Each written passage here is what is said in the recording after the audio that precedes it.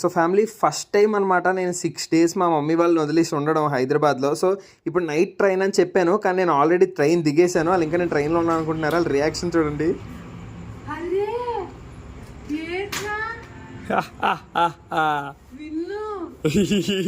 Message పెడతాను, message ఎప్పుడు బయలుదేరారు?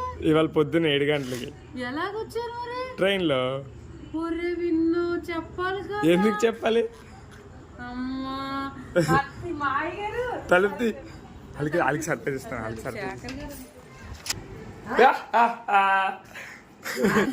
వచ్చాను.